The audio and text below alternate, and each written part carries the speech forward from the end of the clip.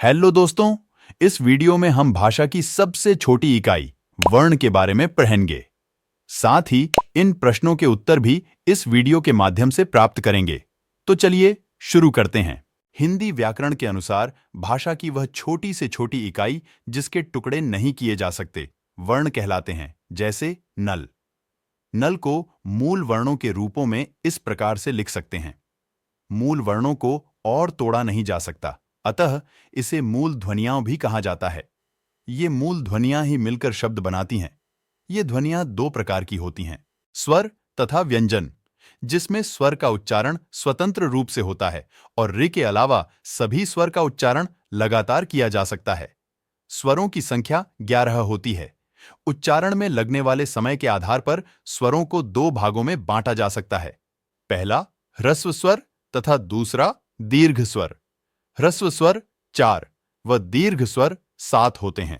ह्रस्व स्वर और दीर्घ स्वर के अलावा एक और स्वर होता है जिसे प्लुत स्वर कहते हैं, लेकिन यह मुख्य स्वरों के अंतर्गत नहीं आता, बल्कि वाक्य में किसी व्यक्ति को पुकारने या आश्चर्य आदि का भाव प्रकट करते समय यह प्रयोग में लाया जाता है। प्लुत स्वर ह्रस्व स्वर की उच्चारण की तुलना में 3 गुना समय लेता है। मुख्य स्वरों में कुछ स्वर संयुक्त स्वर भी होते हैं, जैसे ए, ओ और औ।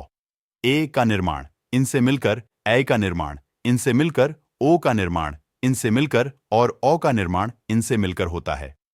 संयुक्त स्वरों को संध्या स्वर के नाम से भी जाना जाता है। जाति के अनुसार स्वर 2 प्रकार के होते हैं। पहला सजातीय स्वर और दूसरा विजातीय स्वर। सजातीय स्वरों में ह्रस्व और दीर्घ स्वरों के जोड़े होते हैं, जबकि विजातीय स्वरों में स्वरों का उच्चारण एक दूसरे से भिन्न होते हैं। अब मात्राओं के बारे में जानते हैं। मात्राएं व्यंजनों के उच्चारण में सहायक होती हैं तथा व्यंजन वर्णों को पूर्ण करने के लिए उनमें स्वरों का योग किया जाता है। स्वरों के बिना व्यंजन अधूरे होते हैं। इसके बाद आता है व्यंजन। व्यंजन वर्णों का उच्चारण स्वरों की सहायता से होता है। व्यंजन वर्णों का उच्चारण लगातार नहीं किया जा सकता, क्योंकि ये आधी मात्रा वाले होते हैं। व्यंजनों की संख्या 33 होती है। व्यंजन वर्णों को 3 भागों में बांटा गया है। पहला स्पर्श व्यंजन, दूसरा अंतःस्थ व्यंजन और तीसरा ऊष्म व्यंजन। स्पर्श व्यंजन के अंतर्गत ऐसे व्यंजन वर्ण आते हैं जिनका उच्चारण कंठ, तालु, मूर्धा, दंत और ओष्ठ आदि वागिंद्रियों से स्पर्श के कारण होता है। उन्हें स्पर्श व्यंजन कहा जाता है। कंठ से इन 5 वर्णों का, तालु से इन 5 वर्णों का, मूर्धा से इन 5 वर्णों का, दंत से इन 5 वर्णों का तथा ओष्ठ से इन 5 वर्णों का उच्चारण होता है। स्पर्श व्यंजन के बाद आता है अंतःस्थ व्यंजन। अंतःस्थ व्यंजन का उच्चारण स्पर्श व्यंजन एवं ऊष्म व्यंजन के मध्य होता है। अंतःस्थ व्यंजन के अंतर्गत य, रर, लव आते हैं। ऊष्म व्यंजन के उच्चारण के समय मुख से गर्म हवा निकलती है, इसलिए इन व्यंजनों को ऊष्म व्यंजन कहते हैं। इसके अंतर्गत श, श, एस और ह आते हैं। अनुस्वार और विसर्ग को अयोग्यवाह कहते हैं।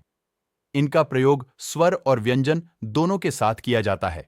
निम्नलिखित उदाहरण के अनुसार उच्चारण के समय वायु के निकलने के आधार पर वर्णों को 2 भागों में बांटा गया है। पहला अल्प प्राण और दूसरा महाप्राण। अल्प प्राण के अंतर्गत सभी स्वर वर्गों के प्रथम, तृतीय तथा पंचम वर्ण आते हैं। अनुस्वार और अंतःस्थ व्यंजन भी अल्प प्राण के अंतर्गत ही आते हैं। महाप्राण के अंतर्गत वर्गों के द्वितीय और चतुर्थ वर्ण आते हैं।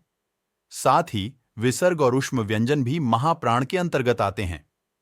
अल्प प्राण वर्णों की संख्या 31 और महाप्राण वर्णों की संख्या 15 होता है। इस प्रकार दोनों का योग करने पर मूल वर्ण 46 हैं। हिंदी वर्णमाला में उच्चारण के आधार पर 52 तथा लेखन के आधार पर 46 वर्ण होते हैं। कुछ व्यंजन 2 व्यंजनों का योग करने पर बनते हैं। संयुक्त व्यंजन निम्नलिखित है। स्वर तंत्रिकाओं के झंकृत होने के आधार पर वर्णों को 2 भागों में बांटा गया है। पहला घोष और दूसरा अघोष। हम घोष वर्ण के बारे में जान चुके हैं। अब जानते हैं अघोष वर्ण के बारे में। अघोष में स्वर तंत्रियां झंकृत नहीं होती। अघोष के अंतर्गत निम्नलिखित वर्ण आते हैं।